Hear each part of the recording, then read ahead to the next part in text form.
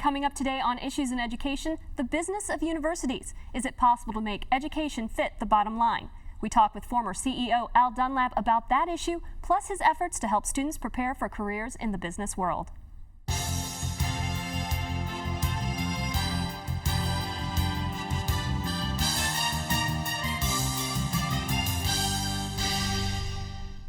Welcome to Issues in Education. I'm Suzanne Smith, alongside my co-host, the Florida State University President, Dr. Eric Barron. Joining us today is Al Dunlap. He's the former CEO of several major companies. He's also the man who made the Dunlap Student Success Center on FSU's campus possible. The center's purpose is to help students learn about, prepare for, and explore the different careers available to them. Thank you for joining us today. Thank you for having me. I appreciate it. My first question is, you've reached the highest levels of business success. Tell us a little bit about your early life.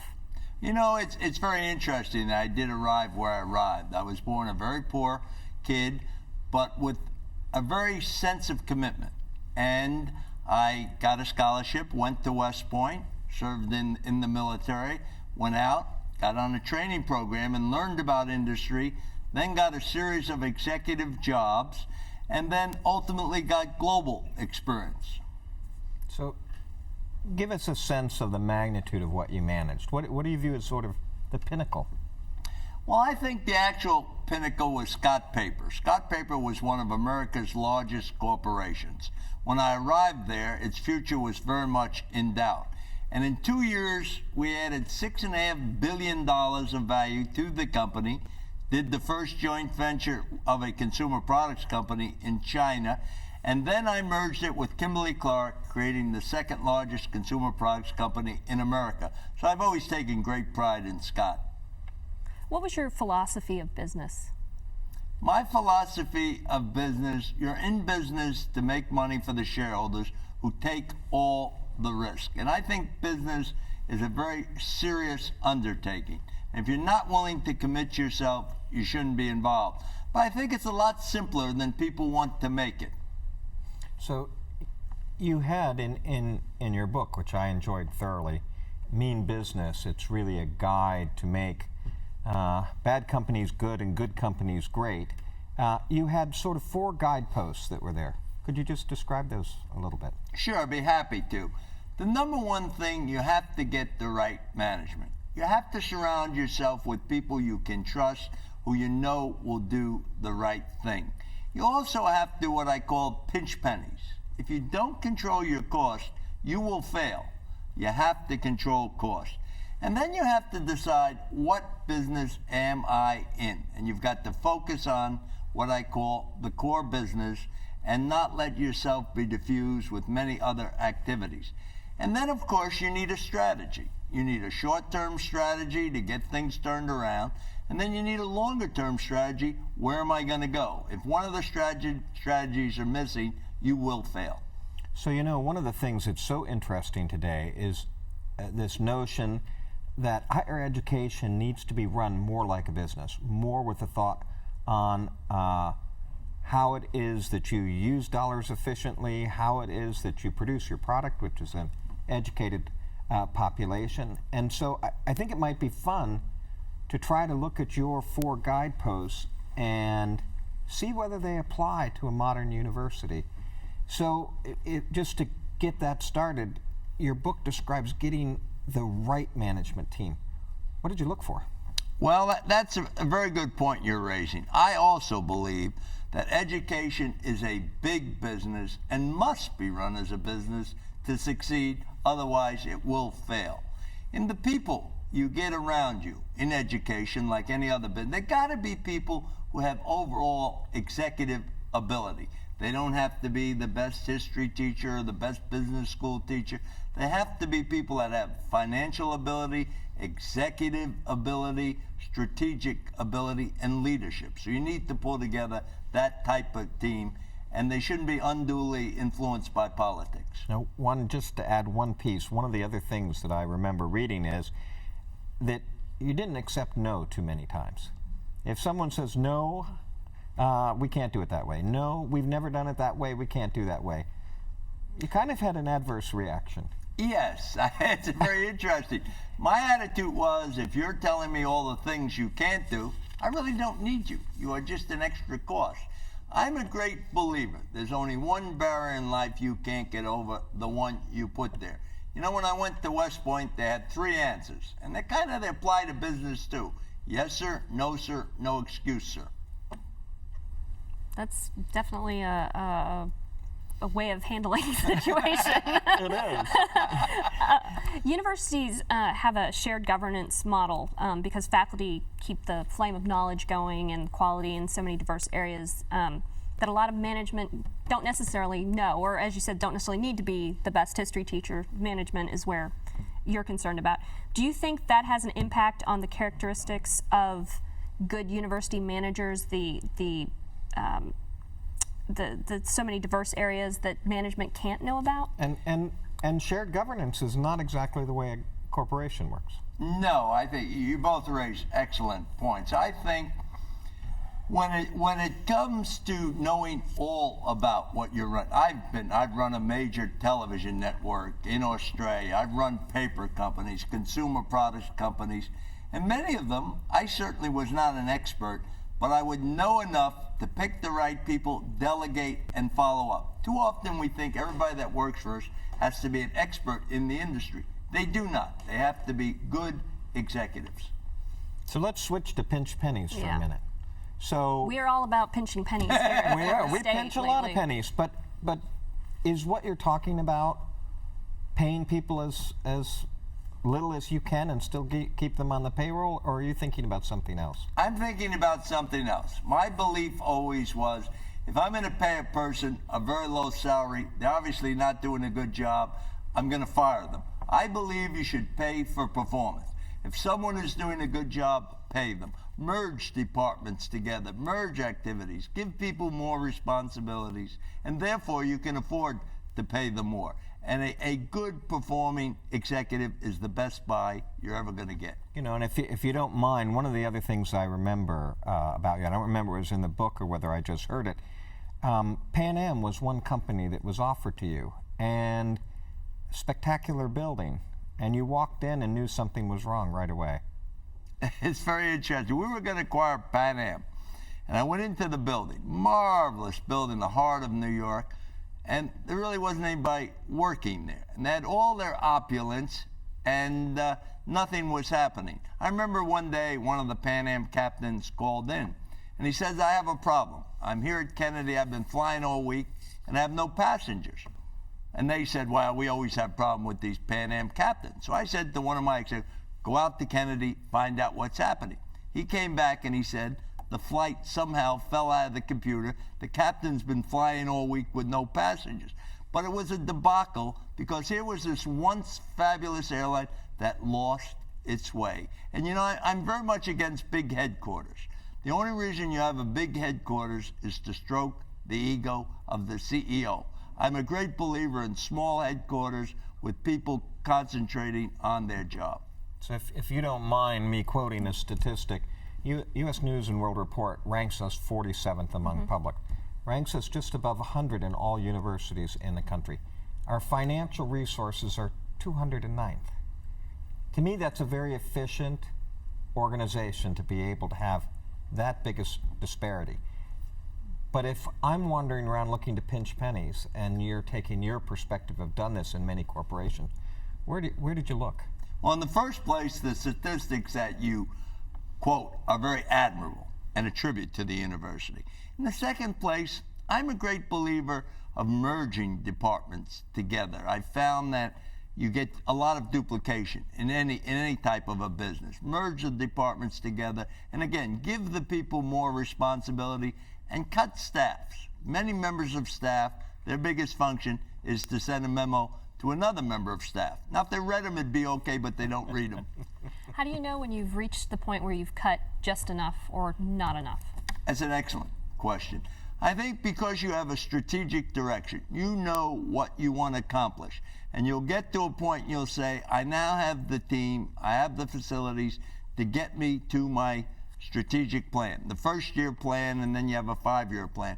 And you inherently know it when you've done it enough, and you can see the reaction of your people when they take hold. So let's think about the third topic here, knowing what business you're in. And my sense is that many times the companies that were struggling were so highly diversified that they were difficult to manage, and the pieces didn't interlock. So what's your ideal for a corporation? That's an excellent assessment. I believe conglomerates do not work. Every time when we did major acquisitions, we'd acquire a corporation, we would determine what is the core business. We would take the core business, we would grow the core business, and we would sell off all the ancillary businesses to people who are actually in those businesses. Focus is very important, or you dilute your whole management team and your resources. So, we could switch over to the university environment now and think about, here it is that we're a keeper of this flame of knowledge. Universities are doing nothing but getting more and more diverse in order to have more and more different areas of knowledge. And we also have this notion of creating jobs and doing innovation while also keeping those knowledge flames alive. So can we balance under a circumstance like that? Because in some ways I worry that we are that diversified corporation. I think it's a great statement. You can become so diversified as to become stagnant. And you can say, we're doing this, we're doing that, but are you doing it well? If you concentrate on what you can do well, what benefits your students, what benefits higher education, and say these are the areas where we can be expert, you will be doing a great job. Shall we move on to number 4 Sure. of this group? Sure. What do you mean when you say getting a real strategy for either for the university, or I know we have to, I guess, think more strategically. So what would you say would be getting a real strategy? That's a very important concept. People will say, all right, we have to do our strategic plan. And they write out a plan because it's a requirement to do it. And it doesn't mean anything, or I fulfilled my obligation, I turned in a strategy. My belief, a strategy must be twofold. First, what am I going to accomplish next year with everybody buying on? How am I going to do it? And why do I want to do that? And then you need to know, how does this dovetail with the future? What do I want to do in the next 5 years beyond that? So you have your short-term strategy that focuses all your resources, and it dovetails with a long-term strategy, which where would I really like to be, but I can't be there in a year. Now, with just a long-term strategy, you will fail because you're not going to get there. With just a short-term strategy, why did you do it? You're not going anyplace. So I think strategy must be a working document and not an exercise that someone told you to do. So did you have particular tools or methods to make sure that your strategy was real and to make sure that it was actionable? I mean, it seems like half the people I talk to about any kind of strategic plan, they think of some flowery statement or repetition of your vision. But really what you want to do is get down to the point where this strategy means you take this action. So what did you do to pull that off? You've absolutely hit it with a laser. What you say is, like, let me take the industrial one. What products do I want to make? Why do I want to make those products? Is there a market for those products? And okay, if I'm making these products now, what kinds of products can I follow up with that we can do well that will fit our future? And a strategy is an ongoing exercise, not some academic procedure. And I think that's very important. I think your point is very well taken. Is it mostly then a division between there is the business strategy and then there's a marketing strategy, would you say? It's sort of different, or a public relations strategy, or is it sort of all tied together? No, it's all tied together. A strategy must consist of, how am I marketing it? What am I selling? What am I researching? What am I manufacturing? How do I deal with my people? A strategy is an all-encompassing document, but it's a living document. When it becomes an exercise, it's a waste of time. When it's a living document, it's like a map. If I want to go to Miami today, pick up a map and say, this is how I'm going to go. These are the things I want to avoid. A strategy is a roadmap to get from here to there, because that's where you want to go. Now, when I think about strategic plans, I also think about the fact in a university environment that I'm selling it to the outside community. I'm selling it to the people that are supporting me on the research side or in a government side. I'm also selling it inside my community. From your perspective with these corporations, was buy-in by your employees important for a strategic plan? Very interesting concept. My philosophy was the strategic plan would be put together with the maximum input of those people who are going to be involved. Now, once the plan is put together and we sign off on it, if you don't buy in, my attitude was, I just bought you out. You're either in or you're out. You're either going to support it, because if you have people resisting it, it will fail. Let's change gears for a moment. You made a major impact on the landscape here at Florida State University with the Dunlap Student Success Center, and it's more than a career center. Tell us a little bit about that. Yes, I started coming here with my wife about 14 years ago. I spoke here and developed a relationship over time, and I was very impressed by this university. And I had spoken at all the Ivy League schools, etc. And we felt that leadership is terribly important. The key to the future of this nation and the world is leadership. If we don't have leaders, we're doomed. So we felt a leadership center would be very important. Then we also felt, how are these people going to get in the proper leadership position when they're being interviewed in basements? And so we felt there should be a central location where they can learn leadership, where they can learn what to expect in their career in the future. And that was the driving thought in our mind to build the Albert and Judith Dunlap Career Center. So I've learned that you visit, you have breakfast with students. You're talking about, what are you most proud of in the Dunlap Center? I think we're most proud of the fact that we love to go and have breakfast with the students, talk to the students. And the amazing thing is, when you talk to the students, they will tell you everything you really need to know, and they will give you the straight story. And it is so refreshing to go and talk to the future leaders of this nation and to leave with the feeling, I contributed to that, and our future and legacy are in good hands with these young people. You know, you mentioned the leadership issue, and not everybody can be a leader in every situation. If you have too many leaders, nothing gets done. So how can students use the traits they learn for leadership to be good followers? That's an interesting concept. My theory on that, you have to be a good follower while you're following, because a good follower is a leader in training, if you think about it that way. If you're working for someone, they're a great leader, and you're following, but you're learning. And then when you get your chance, you will be a much better leader. You know, one of the things that I've noticed in watching you is that you just light up when you see students and you're interacting with them. So let's switch that over. What advice would you give them? What's the best advice you can give to a student today? Well, you're right. We just love to be with the students. Again, maybe it's because I'm getting old, but they certainly make me feel young and vibrant. But the best advice I can give is, there's only one barrier in life you can't get over. It's the one you put there. Do not put any barriers. And do not ever let anybody tell you what you can't be or what you can't do. You be and do what you believe you can do. A poor inner city kid who rose from that to this, and I believe in that. Too many people tell somebody, well, you can't do that, or it's not possible. Never buy that. Never buy that. You can do whatever you're willing to pay the price, and I mean in commitment to do. Thank you very much. We've been talking with entrepreneur and philanthropist Al Dunlap. When we come back, Dr. Barron and I will talk one-on-one about more issues in education.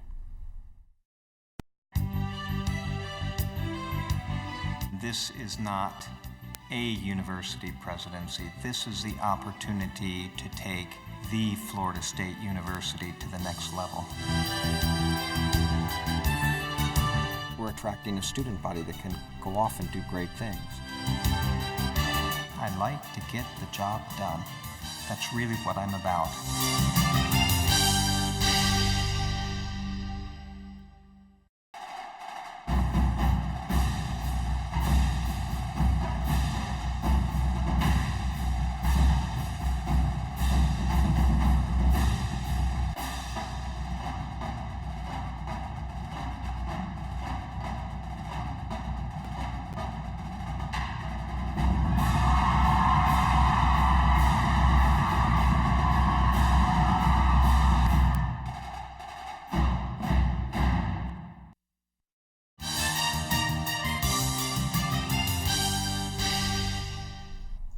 Welcome back to Issues in Education. I'm Suzanne Smith, sitting with Dr. Eric Barron, the president of the Florida State University.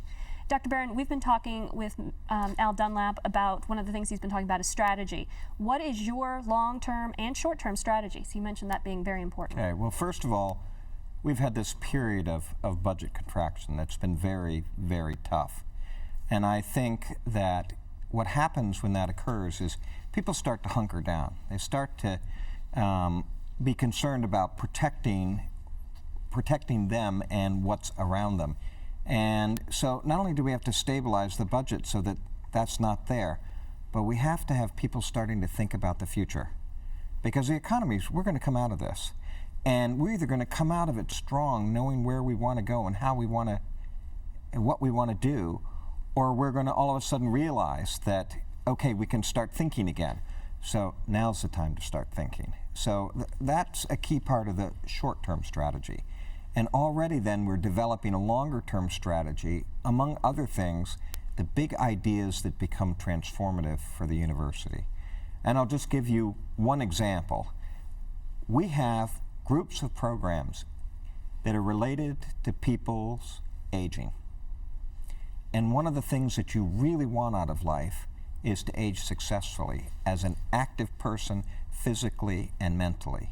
You start to imagine this university, if you could combine our psychology program and brain imaging and cognitive studies with our nutrition program and exercise programs, nursing programs, medicine that is focused on geriatric care, the Claude Pepper Institute in terms of policy, you've got this foundation to build something that's spectacular. So this is a type of big idea we want out there, where all of a sudden this institution sees, here's an area for which I'm going to lead in this nation. You've asked faculty and staff members to submit big ideas like this one. Is this one that has come from that? It has. And I asked the deans, and I went through the route basically through leadership, and I also asked anybody in the institution what their big ideas were. And believe it or not, I have a stack of single-spaced big ideas, full-page text from all over the university. There's probably 300 of them. You recently delivered the State of the University address at the fall faculty meeting. What were your key points that you wanted to get across during that meeting? Well, first of all, I wanted to have everybody understand where our budget comes from and how it's constrained, because we only have certain sources for revenue: the state appropriation dollar, the tuition dollar, the number of students we have, the number of out-of-state students, different rate, online education, which addresses a different audience, philanthropy. So I wanted everybody to see where all those were and what our constraints are. I call it a box that an institution lives within. Every institution I've ever seen has parameters that control its existence. So here's the FSU box. Now how can we change that to our advantage? So that's one part of it. The second part of it is the institution is far better than we give ourselves credit for.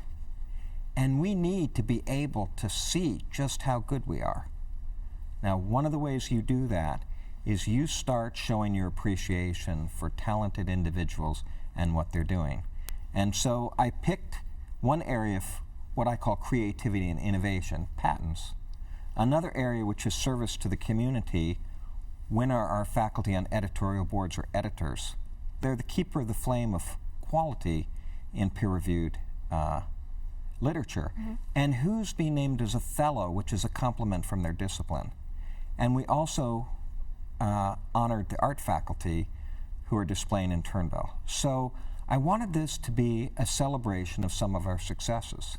And so literally we had dozens of faculty standing up when I called their name. The entire room was pretty much standing in the video that I saw. There was a lot of people. And what's more is I realized as an institution we're not keeping track. We're not keeping track of all our successes. And so I asked everybody, who did I miss? And all these other people in the room stood up because I didn't even know that they were an editor of a journal, because we're not keeping track. We got to do a better job of keeping track of our successes. We're not keeping track of it yet. Yep. Okay. Florida State was recently named the state's most engaged campus. What does that mean, and what does it mean to the university? Okay, so more and more we discover that it's not just the classroom. It's what you do with your life. It's the experiences you have as a student. If you're going out there taking an internship, you're out there in the real world, you're networking with people. I guarantee you increase your chances to get a job. And if you prove yourself, even with that institution, whatever it is, one-on-one research with a faculty member. If you take a project from the beginning all the way to the end and have to present it, that's much more like the real world. We think about that as research, but how many times do you have to present your proposal, do the work, make sure it gets done, and then present it? Service to the community. This whole notion of giving back, all of these things are part of being an engaged student. It's a strength of Florida State's, and the Florida Compact named us the most engaged campus in Florida. Arbitration recently ruled that 12 faculty members who received layoff notices in 2009 had to be reinstated. How is the university reacting to that, and how does that impact the budget? Okay, well, first of all, it is what it is, okay? Mm-hmm. So the arbitrator said that the way that selection occurred wasn't appropriate, and they focused on how it is you define a program. So we might have a program, but the head of the program didn't necessarily supervise all the employees. The department chair did. And they ruled that that wasn't sufficient to call it a program. And therefore, it looks like we really didn't follow the union in those layoffs, the agreement we have with the union in those layoffs. Now, my view is that if this is the statement that we didn't follow the rules, then I want to make sure we treat all the faculty the same way. This will have a budget implication, and it's another one of those, it's another element that creates added deficit, and we're going to have to figure out how we'll pinch pennies till we find out a way to solve that one. Real quick question, what did you think of this year's homecoming events in November? It's your first one since 1973. Yeah, and I must admit, in 1973, I wasn't thinking about going to homecoming. I was much more focused on was I going to do well in my biology class, or whatever course it was that I was taking. And so all of a sudden, this was just fun. And you're meeting people, and you're in a parade, and you're off to the powwow, and I guess I didn't think about a parade that as you went along, you would keep seeing people you knew. It wasn't anonymous. So every time I'm looking out there and seeing people that are part of this university or students, employees, it was just fun. Wonderful. Thank you very much, President Barron. That's our time for now. Please join us again next month for more Issues in Education. You can watch the premiere episode of Issues in Education the first Wednesday of every month at 7:30 p.m. That means you can see the next new episode on Wednesday, January 5th on WFSU-TV. Join us as we discuss the latest developments in higher education happening around the state and across the country. If you have questions that you would like us to address on this program, you can email us at issues@wfsu.org. Again, that's issues@wfsu.org.